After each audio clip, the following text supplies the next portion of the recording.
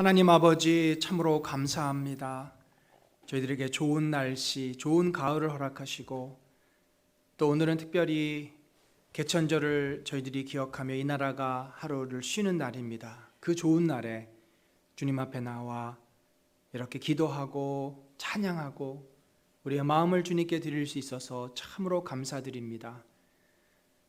특별히 이 시간에 저희들이 한 마음으로 아버지의 이름을 부르며 또 주께서 주시는 말씀을 받을 때 주님이 우리 삶의 왕이시고 우리를 다스리고 계시고 이 나라의 민족 가운데도 왕으로 계심을 우리들이 다시 한번 깨닫고 왕 되신 주님의 그 놀라운 지혜와 권능과 은혜와 자비 가운데 날마다 풍성하게 살아갈 수 있도록 저희들을 인도하여 주시옵소서.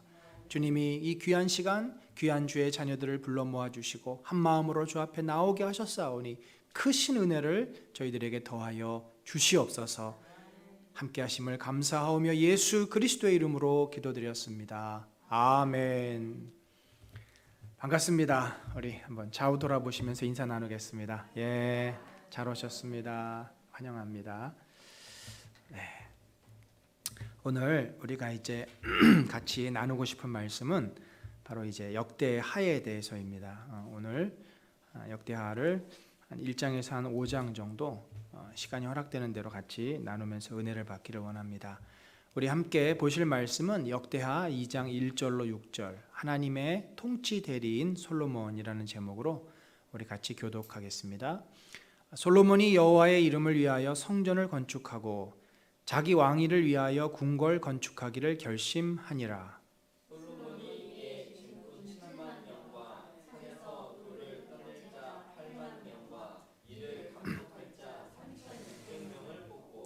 솔로몬이 사절을 두로 왕 후람에게 보내어 이르되 당신이 전에 내 아버지 다윗에게 백향목을 보내어 그가 거주하실 궁궐을 건축하게 한 것 같이 내게도 그리 하소서.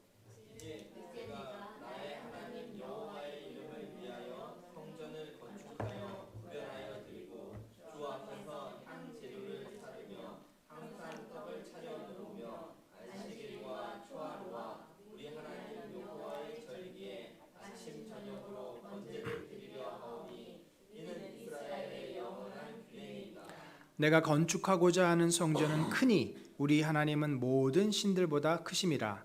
누가 능히 하나님을 위하여 성전을 건축하리요. 하늘과 하늘들의 하늘이라도 주를 용납하지 못하겠거든. 내가 누구이기에 어찌 능히 그를 위하여 성전을 건축하리요. 그 앞에 분향하려 할 따름이니이다. 아멘. 오늘 우리가 살펴본 역대하 2장 이 부분은 솔로몬이 성전을 건축하기 시작하면서 그의 어떻게 보면 마음의 진심을 고백하는 그런 내용입니다. 내가 누구이기에 이 성전을 건축하겠습니까? 하나님은 이 성전에 계실 만큼 그렇게 작은 분이 아닙니다. 그렇지만 내가 그 하나님을 섬기기 위해서, 예배드리기 위해서, 모시기 위해서 이 성전을 건축합니다 라고 그가 말합니다. 우리가 역대하, 특별히 역대하를 살펴보는데 역대하는 성전에 대한 이야기가 참 많이 나옵니다. 역대하를 크게 두 부분으로 나누면 이제 9장까지가 바로 솔로몬의 이야기입니다. 솔로몬의 이야기 중에서도 솔로몬의 치세와 그의 업적에 대한 이야기는 이제 뒤에 한 2장 정도 나오고 이 7장까지가 성전에 관련한 이야기를 다루고 있습니다. 그래서 우리가 역대기를 살펴볼 때 열왕기 상하와 다르게 역대기의 어떤 저자의 독특한 관점과 또 그 책을 기록한 이유 이런 것들이 있는데 이것을 이해하는 것이 전체 본문을 앞으로 살펴보는 데 도움이 됩니다. 열왕기 상하와 사실은 역대기는 역사가 겹치는 거죠. 그렇지만 서로 역사를 바라보는 관점이 다릅니다. 우리가 공간 복음이라고 하는 마태, 마가, 누가에서도 보듯이 똑같은 사건을 경험했고 똑같은 사건을 보지만 제자들의 입장과 또 그들의 신학에 따라서 예수님에 대한 묘사가 다르고 강조가 다르듯이 열왕기를 기록했던 열왕기의 저자와 역대기를 기록했던 역대기의 저자가 관점이 다르다는 거죠. 일반적으로 열왕기라고 하는 책은 신명기의 그 신학에 맞춰서 곧 그 신명기 신학은 뭡니까? 바로 언약 신학입니다. 여호와 하나님을 경외하고 사랑하는 자에게는 하나님께서 자손 만대 축복하시고 그들을 여호와의 백성으로 삼으시고 여호와 하나님을 배반하고 떠나고 우상을 섬기는 자를 하나님께서 그들을 심판하실 것이다. 그 신학과 그 믿음에 따라서 그 고백에 따라서 역사를 서술해 가는 거라면 이 역대기라고 하는 책은 조금 다른 입장에서 역사를 서술하고 있습니다. 그것을 우리가 제사장적인 관점이다 이렇게 봅니다. 여러분들 제사장은 뭘 하는 사람입니까? 이 성전에서 하나님을 섬기고 예배하는 자입니다. 그러니까 좀 더 말하면 이 세상의 역사와는 상관없이 하나님을 우리 인간이 어떻게 섬길 것인가, 조금 더 좁은 의미라고 말할 수도 있겠고 조금 더 구별된 의미라고 말할 수도 있겠고 종교적인 입장에서 신앙적인 입장에서 이스라엘 백성이 하나님과의 언약 백성이 되었는데 그러면 언약 백성으로서 하나님을 어떻게 섬기며 어떻게 예배드리며 어떻게 그 말씀을 순종하며 율법을 지키며 살았는가 하는 관점에서 이제 이 역대기를 기록한 것입니다. 그래서 당연히 뭐가 중요하겠어요? 성전이 중요하게 됩니다. 성전이 왜 만들어질 수밖에 없었고 성전이 어떤 역할을 하고 성전이 어떤 의미가 있는지를 이제 역대기 기자가 7장에 걸쳐서 이야기를 하고 있는 거죠. 뿐만 아니라 그 이후에 이제 기록을 보면은 열왕기처럼 왕들의 이야기가 나옵니다. 솔로몬의 아들이었던 르호보암으로부터 시작해서 남북이 나뉘어지고 이제 여러 왕들이 나오는데 재밌는 것은 열왕기에는 북이스라엘의 왕과 남유다의 왕이 서로 교차하면서 나오는데 역대기에는 오직 남유다 왕들만 언급을 하고 있습니다. 그것은 이미 북이스라엘의 왕들은 하나님을 떠난 하나님을 배반한 왕들이기 때문에 그들에 관해서는 관심이 없는 겁니다.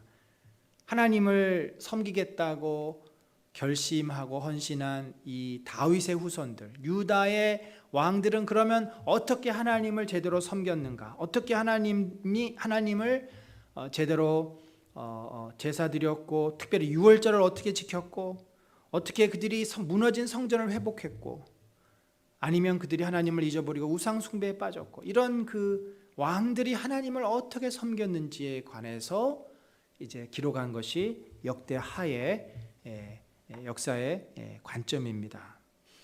왜 이런 그 기술을 했냐면 이 역대기를 기록한 그 시기가 비교적 늦은 시기로 봅니다.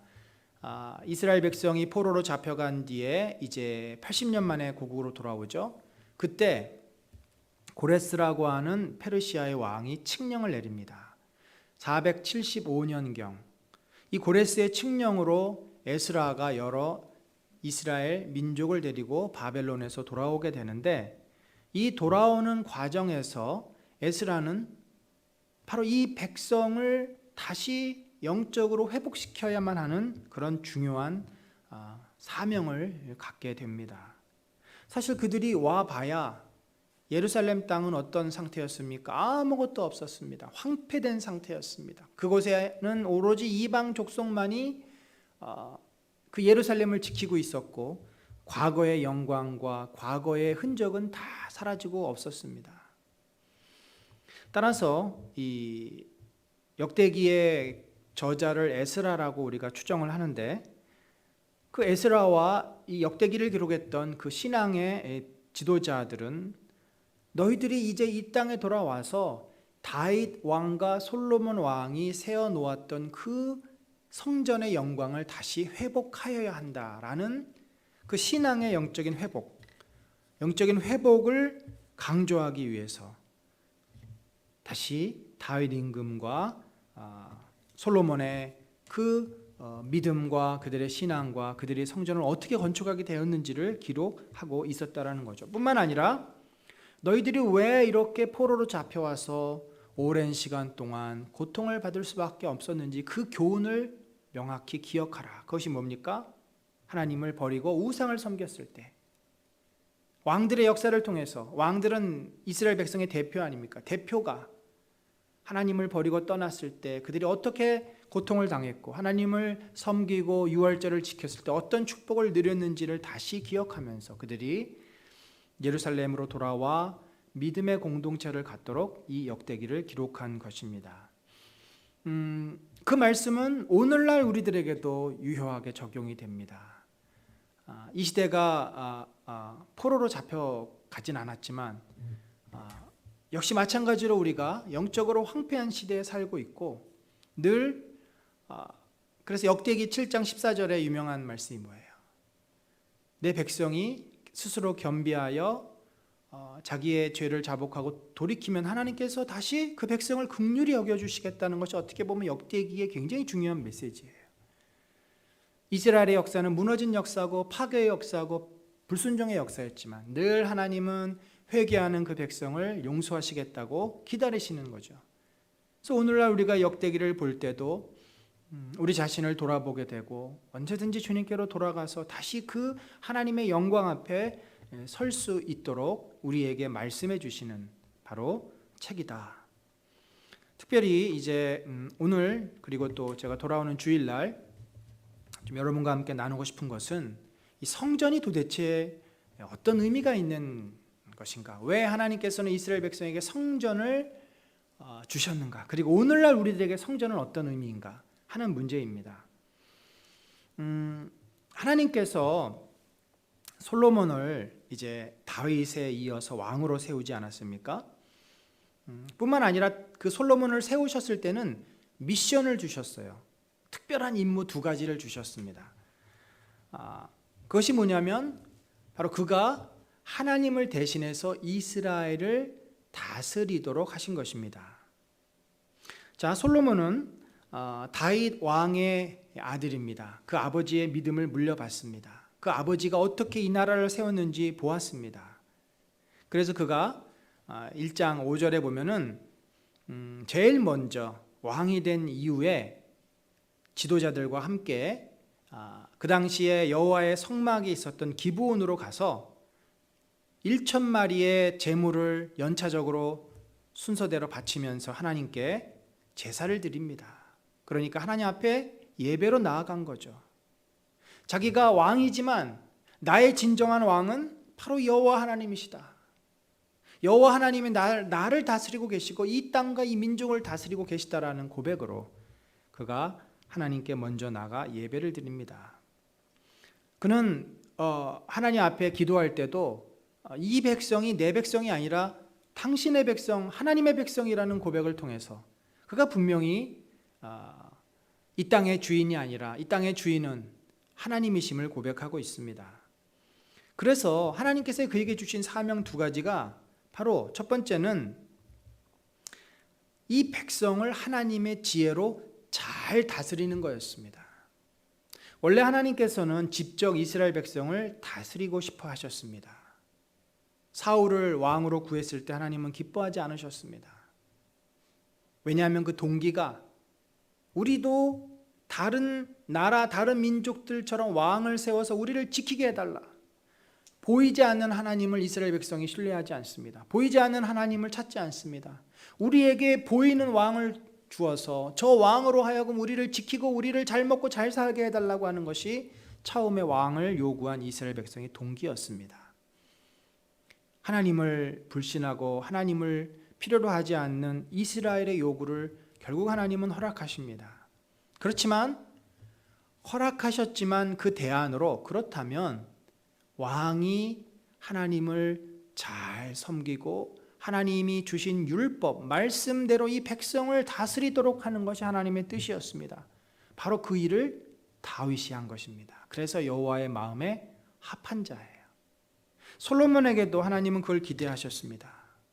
그래서 그가 지혜를 구했을 때 하나님의 마음이 참으로 기뻤습니다. 그래, 너에게 필요한 것은 내 말씀을 잘 깨닫고 이 말씀대로 율법대로 백성을 다스리고 통치하는 지혜다. 네가 정말 그 지혜로운 왕이 되라. 내가 너에게 지혜를 풍성히 줄 터이니. 야고보서에도 그렇게 말하지 않습니까? 야고보서에서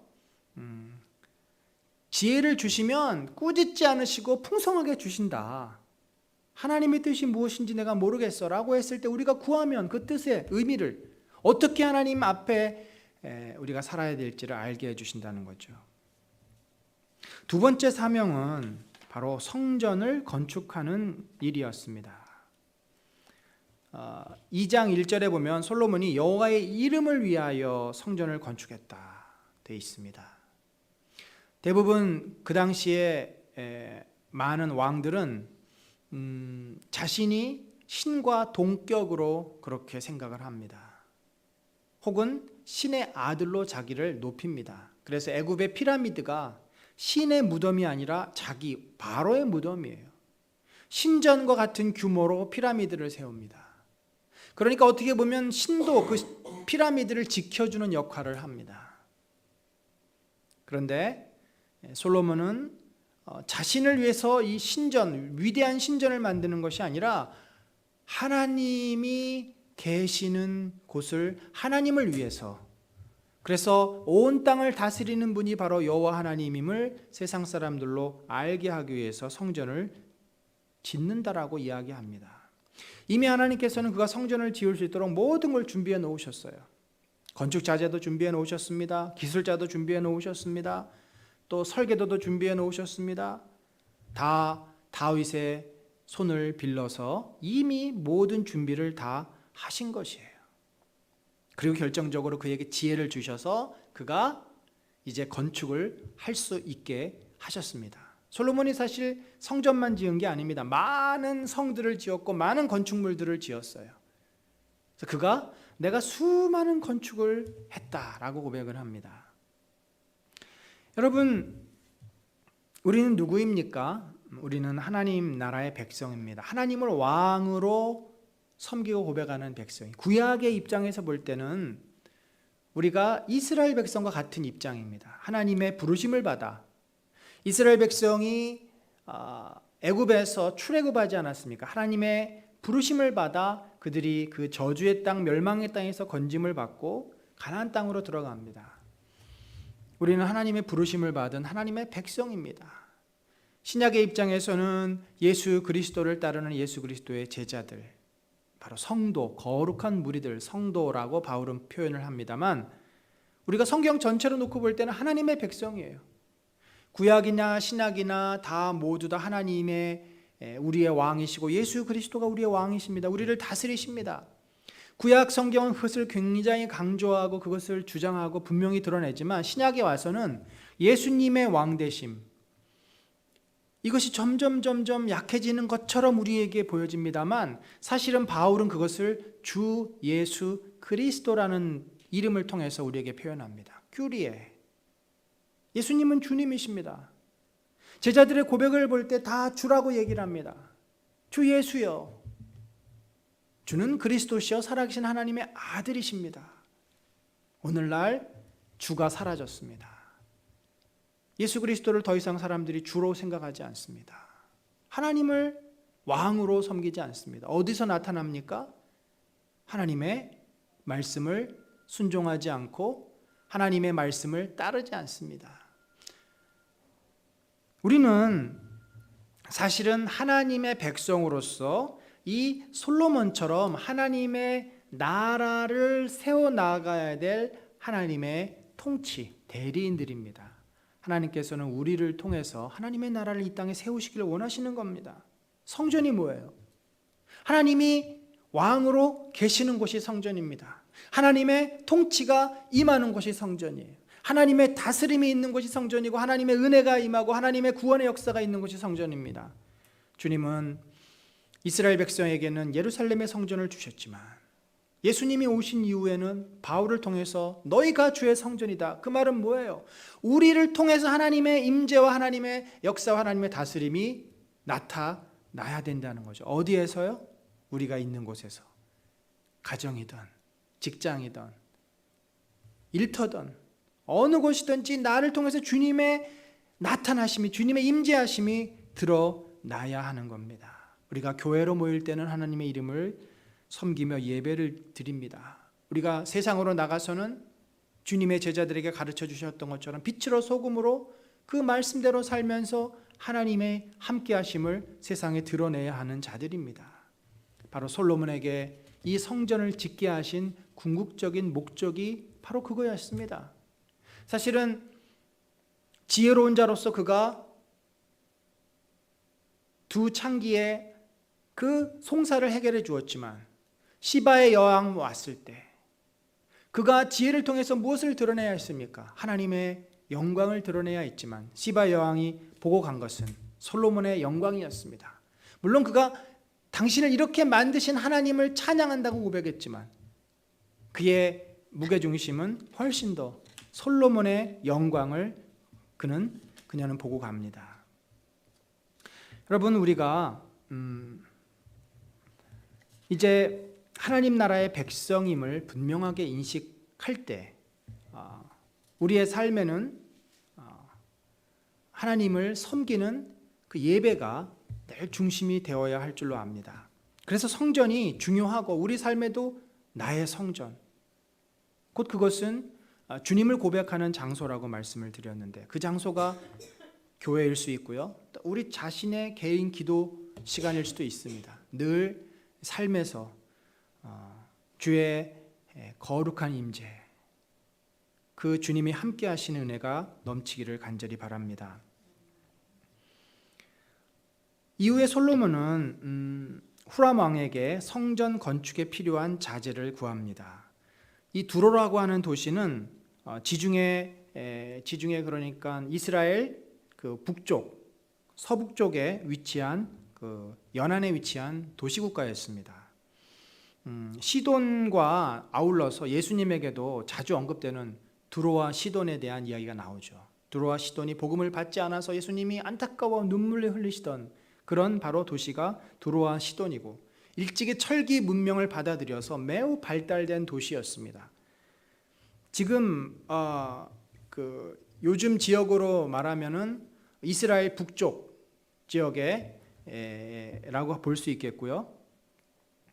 거기에서 이 두로 왕 히람과 다윗도 우호적인 관계를 맺었고, 아마 이 히람이 솔로몬과도 좋은 관계를 이제 맺은 것 같습니다. 그래서 그에게 건축에 필요한 자재들, 백향목이라든지 건축 기술자들, 왜냐하면 그 도시는 워낙 이 발달된 문명을 많이 받아들인 도시였기 때문에 이 성전을 건축하는 데 필요한 기술자들이 많이 있었던 거죠.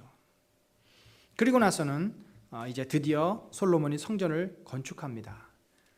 본인 스스로 2장 4절에 보니까 성전을 건축하는 이유를 이렇게 말합니다. 성전을 건축하여 구별하여 드리고 주 앞에서 향재료를 사르며 항상 떡을 차려 놓으며 안식일과 초하루와 우리 하나님 여호와의 절기에 아침 저녁으로 번제를 드리려 하오니 이는 이스라엘의 영원한 규례니라. 하나님께서 우리에게 주신 영원한 규례를 지키기 위해서 내가 성전을 짓습니다. 그 전에 하나님은 어디 계셨어요? 이 성막에 기본에 있는 기본 산당에 있는 성막에 계셨습니다. 다윗이 늘 가슴 아파하는 것이 뭐였어요? 나는 이 화려한 편안한 왕궁에 있는데 어찌 하나님께서 저 초라한 성막에 계실 수 있단 말인가? 그래서 이제 하나님을 화려하고 웅장한 성전을 지어서 그곳에 모시고, 그리고 그 하나님 앞에 절기를 지키고 예배를 드리고 아침 저녁으로 번제를 드리려 내가 이 성전을 짓는다. 다른 말로 하면 우리가 하나님 앞에 예배 드리는 것이 우리의 가장 중요하고 기본적인 의무이자 규례, 우리가 지켜야 될, 우리의 마땅히 해야 될 일이라는 거죠. 물론 오늘날 이 신약시대의 교회와 성전을 100% 일치시킬 수는 없습니다. 교회가 성전의 한 부분입니다. 오늘날도 교회를 통해서 우리가 예배를 주님 앞에 드립니다. 그러나 꼭 교회라고 하는 이 건물, 눈에 보이는 건물이 아니더라도 우리가 어디서든지 예배 드릴 수 있습니다. 그래서 이 현대 교회, 이 신학에 있어서 교회라는 개념은 건물이기보다는 이 공동체를 주로 교회라고 더 보는 것이 적절합니다. 이런 잘 이렇게 인테리어 되고 예배드리기에 적합한 공간이 이제 우리가 보통 교회라고 하는데 설령 이렇게 잘 되어 있지 않더라도 우리가 어디서든지 신령과 진정으로 하나님 앞에 나아가면 그것이 바로 예배 처소가 되는 것입니다.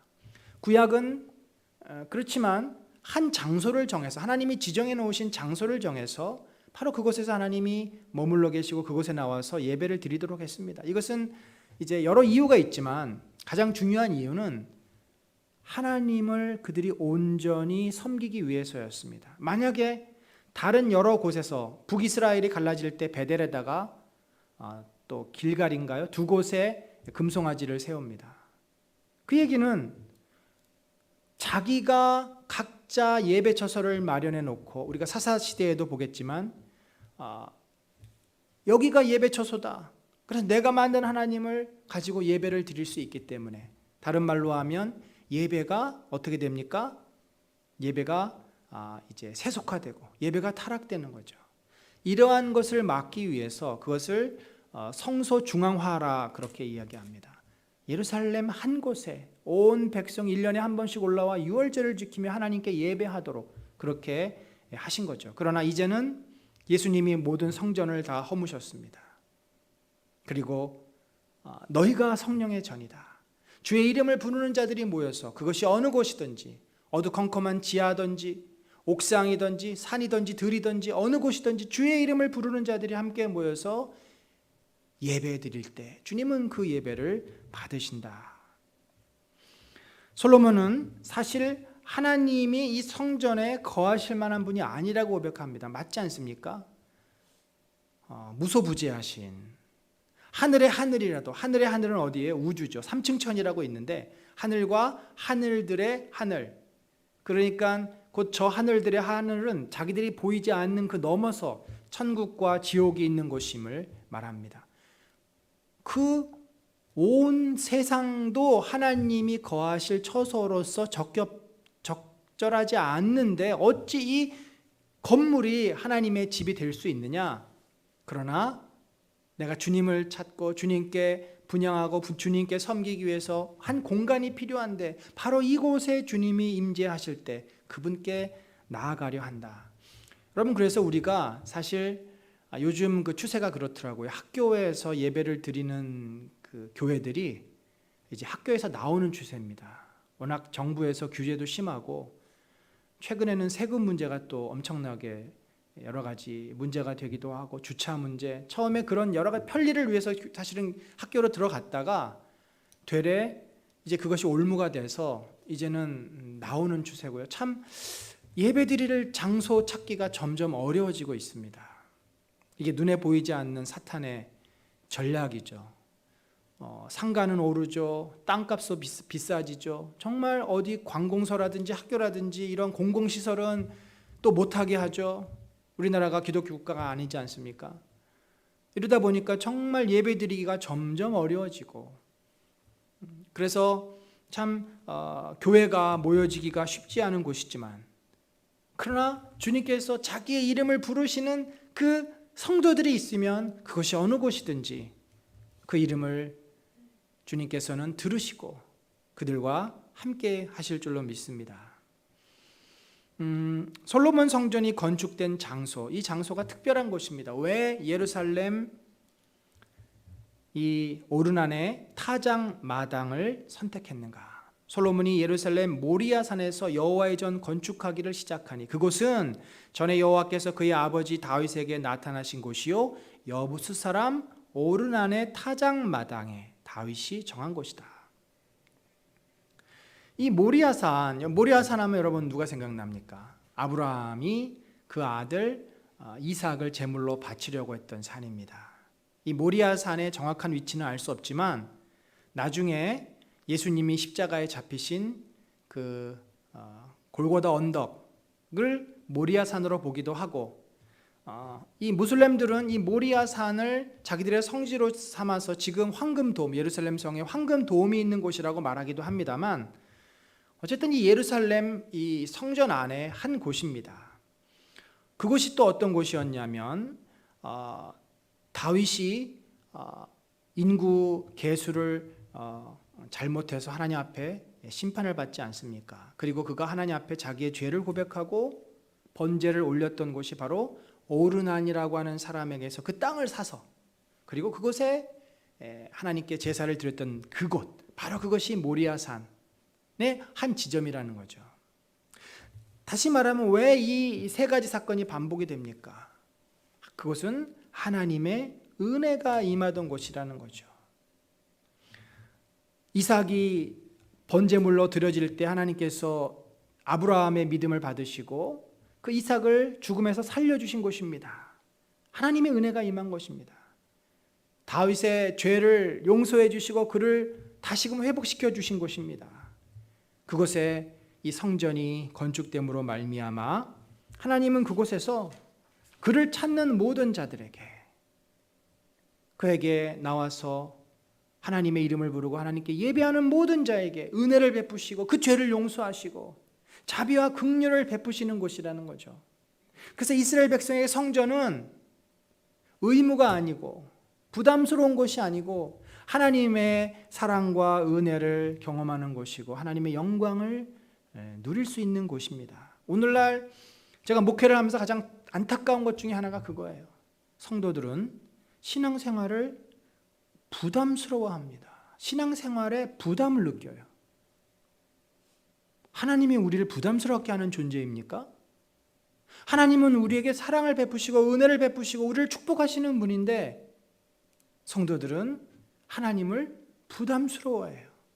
하나님께 나오는 시간이 부담스럽고 하나님께 나가서 하나님 말씀 듣는 것이 부담스럽고 하나님 말씀대로 순종하는 것이 부담스럽고, 결국은 뭡니까? 내 것이 너무나 많아지다 보니까 내가 세운 나라, 내가 세운 계획, 내가 가지고 있는 것들이 많다 보니까 하나님 나라 백성으로 사는 것이 너무 부담스럽고 거추장스럽고 버거운 겁니다. 여러분, 먹고 사는 게 버겁습니까? 요즘 시대처럼 우리가 잘 먹고 잘 살던 때가 어느 때입니까? 그런데도 성도들은 불신자들은 말할 것도 없고요. 하나님은 결코 그런 분이 아닙니다. 우리 가운데 거하셔서 우리를 품으시고 사랑하시고 우리에게 은혜 베푸시기 위해서 이 성전을 주신 분임을 우리가 기억해야 합니다. 여러분, 성전은 참으로 여호와 하나님의 은혜를 누리는 곳입니다. 우리에게 오셔서 우리를 사랑하시고 우리에게 크신 은혜를 베푸시는 곳입니다. 오늘날 우리는 이 교회를 통해서 하나님의 은혜를 알게 됩니다. 하나님이 어떤 분이고 하나님이 나를 얼마나 사랑하시는지를 깨닫게 됩니다. 아니면 우리가 어디 있든지 하나님을 찾는 자에게 성령께서는 그에게 말씀하시고 그를 위로하시고 그에게 새 힘을 주시는 분이 하나님 아니십니까? 우리가 늘 그 은혜가 있어야 됩니다. 성전을 항상 내 마음의 인생의 중심으로 붙잡고 사는 자에게는 하나님께서 결코 은혜를 저버리지 아니하십니다. 그런데 성전을 늘 인생의 주변에 두고 시간 나면 하나님 한번 쳐다보고 기회가 되면 하나님께 나아가는 그 마음으로 하나님을 하찮게 여기고 신앙생활을 하는 성도들에게는 하나님의 은혜라는 것을 경험할 수가 없습니다. 솔로몬은 드디어 성전을 건축합니다. 건물을 짓고 지성소를 만들고 그 안에 두 그룹을 만들어 놓습니다. 그리고 성전 앞에 야긴과 보아스라고 하는 두 기둥을 세우고 그 안에는 놋제단, 놋바다, 물두멍, 분향단, 떡상, 금촛대를 만들어서 이제 온전히 성전을 분향합니다. 그럴 때 5장 14절에 보면은 우리 한번 같이 한번 읽어볼까요? 자, 시작. 제사장들이 그 구름으로 말미암아 능히 섬기지 못하였으니 이는 여호와의 영광이 하나님의 전에 가득함이었더라. 아멘. 이제 성전을 드디어 다 완공하고 그 안에 성전 기구들도 다 배치를 했습니다. 이 바다라고 하는 것이 나왔는데 바다라고 하는 큰 놋대야입니다. 원래 이제 그 성막에서는 물두멍만 있지 않습니까? 물두멍이라 그래서 물을 받아놓고 물 항아리 같은 거죠. 제사장들이 제사를 드리기 전에 손을 씻고 자기 스스로를 정결케 하는 게 물두멍의 역할인데, 이제 솔로몬의 성전은 규모도 어마어마하고 물을 쓸 일이 너무 많은 겁니다. 그래서 큰 이 노수로 된 양동이 같은 큰 바다를 여러 개 두어서 거기서 이제 제사장들의 손도 씻고 또 여러 가지 그 정결 예식을 진행하는데 이 바다를 사용합니다. 또 물두멍은 물두멍대로 두고서 제물을 씻는다든지 그런 용도로 사용을 합니다. 그리고는 드디어 이 성전 안에 여호와의 법궤를 가져다 놓습니다. 법궤는 어떤 것입니까? 바로 그들의 조상 모세로부터 물려받았던 이 거룩한 돌판이 들어있는 하나님의 언약궤였습니다. 이 언약궤를 통해서 그들이 하나님의 백성임을 확신하게 되고 하나님께 자기들이 그 말씀대로 순종함을 고백하는 그 언약궤, 법궤를 드디어 이 지성소 안에 갖다가 안치합니다. 그리고는 이제 제사장들이 하나님 앞에 제사를 드리기 위해서 준비를 하고 있었는데 그때 어떤 일이 일어났습니까? 그 성전 안에, 성전 밖이 아닙니다. 성전 안이 구름으로 가득 채워집니다. 여기 능히 서서 섬기지 못하였다라는 말이 그냥 안개가 흐미하게 피어오른 것이 아니라 마치 그 실내가 온통 하얀 구름으로 가득 차서 앞을 볼 수가 없을 지경이 되었다라고 하는 겁니다. 뿐만 아니라 그 단순한 어떤 연기가 피어오른 것이 아니라 그 구름이 상징하고 있는 건 뭘까요? 여호와의 영광이 나타나는 현상입니다. 그래서 이는 여호와의 영광이 하나님의 전에 가득함이었더라. 구름이라는 것을 통해서 하나님이 이제 그곳에 임재하시는 모습입니다. 여러분, 우리가 집회를 하거나 또 개인적으로 기도에 깊게 들어가거나 말씀을 묵상하다 보면 하나님의 은혜가 임할 때가 있어요. 하나님께서 우리 마음을 뜨겁게 만드시고 내 마음에 감동을 주시고 또 하나님께서 어떤 깨달음도 주시고 마치 나를 감싸 안아 주시는 것 같은 그런 편안함을 느끼기도 하고 하나님의 임재의 경험들이 우리 모두에게 있습니다. 그 임재의 경험이 있을 때 우리는 하나님을 향해서 감사와 찬양을 고백하게 됩니다. 하나님 참으로 감사합니다. 회개하면서도 감사하고 또 하나님이 얼마나 우리를 사랑하시는지 그분께 영광을 돌리고 하나님을 찬양하고 바로 이 하나님의 영광을 경험하는 것이 우리들의 신앙생활의 목표입니다. 목표. 하나님의 영광을 아무나 경험할 수가 없습니다. 제자들도 예수님 따라다니면서 딱 한 번 봤어요. 그것도 3명만. 변화산에서 예수님이 영광스럽게 변하시는 모습을 딱 그들이 처음 경험하지 않았습니까? 얼마나 좋았던지 베드로는 여기에다가 초막을 짓고 여기서 계속 있으면 안 되겠습니까? 여러분, 제사장들이 이 제사를 드리려 할 때 하나님의 영광을 처음으로 맛봅니다. 그들이 하나님을 경험한 거죠. 하나님 앞에 두렵기도 하고 또 하나님의 그 은혜 앞에 감격하기도 하면서 더 이상 제사를 진행할 수가 없었던 것이죠. 여러분, 우리의 예배의 목표, 우리 신앙생활의 목표는 늘 하나님의 은혜를 경험하는 겁니다. 우리가 예배를 통해서도 이 하나님의 은혜를 경험하고 기도 생활을 통해서도 하나님의 은혜를 경험하고 또 여러분이 개인적으로 하나님 앞에 나아갔을 때 그 영광을 경험하는 자마다 우리는 하나님의 살아계심과 하나님의 능력이심과 하나님이 우리 가운데 어떤 일을 행하고 계시는지를 우리는 보게 될 것입니다. 오늘 이제 말씀을 정리합니다. 여러분, 솔로몬의 성전 역사상 더 이상 존재하지 않습니다. 어떤 사람들은 심지어 그런 성전은 있지 않았다라고도 얘기합니다. 과연 성전, 구약에 나타난 성전은 어떤 곳입니까?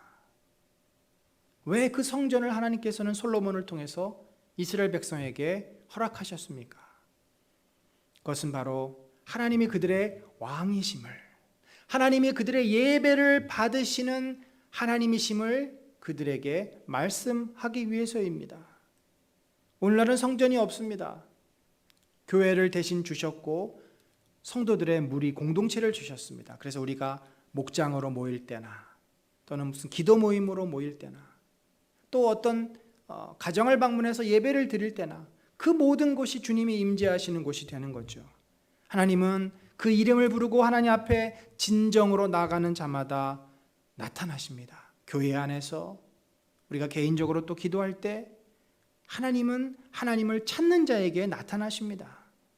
하나님은 장소적인 개념보다 진정으로 신령과 진정으로 예배드리는 자, 하나님을 찾는 자에게 하나님은 나타나시고 찾아오시는 분입니다. 화려한 예배, 수많은 군중이 꼭 중요하지 않습니다. 한국 교회가 자꾸 대형화되는 것은 우리 한국 사람들의 사고 방식 때문에 그렇지. 성장 중심의, 성공 중심의 사고 방식 때문에 화려한 교회와 화려한 예배, 수많은 군중을 교회의 어떤 이상으로 생각하는 것이지, 그것이 성경에서 말하고 있는 모델은 아닙니다. 소수가 모여도 진심으로 여호와를 찾고 찾으면 그 마음을 통회하고 회개하는 자들에게 주님은 찾아오신다고 말씀합니다. 구약 시대에 많은 이스라엘 백성이 모여도 통회하지 않는 곳에는 하나님이 함께하지 않았습니다. 신약 시대에 작은 공동체에 하나님을 찾는 그곳에 하나님께서는 함께 하셨습니다. 여러분, 성령께서는 이미 우리 안에 계십니다. 심지어 우리 안에 계세요. 그래서 우리가 내 생각, 내 마음, 내 고집, 내 계획을 좀 내려놓고 그 성령을 인정하고 주님의 이름을 부르고 주님의 그 인도의 귀를 기울이면 주님은 우리에게 말씀하시고 나타난다는 거죠. 그래서 성전은 결국 어디로 결론이 나냐면 내가 너희와 더불어 너희는 내 백성이 되고 나는 너희의 하나님이 되어서 영원히 함께 살 것을 말씀하시는 것이 성전의 목표입니다. 우리는 주님과 함께 살기 위해서 부르심을 받은 자들입니다. 그런데 내 마음에 계신 성령을 우리들이 무시하거나 잊어버리거나 소홀히 대하면 내 삶은 성전에 거하는 그 삶이 될 수가 없습니다. 우리 교회가 하나님을 기뻐하지 아니하고 하나님을 참으로 섬기는 예배를 드리지 않는다면 이건 더 이상 하나님의 성전이 될 수가 없습니다. 여러분, 우리 삶에 또 우리의 신앙생활에 늘 중심에 여호와 하나님을 기억하고 그분을 참으로 섬기며 그분을 진실로 경외하는 마음, 그게 우리 신앙생활의 가장 소중한 마음인데, 그 마음으로 저희들이 날마다 주님과 동행하시고 또 기도 생활하고 또 예배 드릴 때도 신령과 진정으로 주님을 찾는 마음으로 그렇게 나오면 주께서 우리 예배를 받으시고 주께서 우리의 기도를 받으시고 주께서 우리의 삶 가운데 동행하여 주실 줄로 믿습니다. 그런 은혜가 저와 여러분의 삶에 늘 넘치시기를 간절히 축원합니다. 우리 한 가지 기도 제목으로 같이 기도한 후에 예배 마칩니다. 우리 시간에 기도할 때 하나님, 내가 교회를 다녀왔다고, 내가 성경을 읽었다고, 내가 시간을 내어서 기도했다고 제가 하나님을 정말 잘 섬겼다고 스스로 착각하지 않게 하여 주옵소서. 늘 마음에 하나님을 기억하고 하나님을 바라보며 우리 주 성령과 동행하는 믿음을 더하여 주셔서 내 삶이 성전이 되게 하시고 우리 가정이 성전이 되게 하시고 교회가 성전이 되게 하시고 내가 가는 그 곳이 주님이 동행하시고 주님이 함께 하시고 주님이 영광 받으시는 곳이 되게 하여 주시옵소서. 주님께 나아가는데 나를 방해하거나 나를 막는 것이 있다면 그것을 제거하여 주시고 어디를 가든지 늘 주님과 동행하며 어느 곳에서든지 하나님 앞에 나아가는 저희들이 되도록 인도하여 주시옵소서.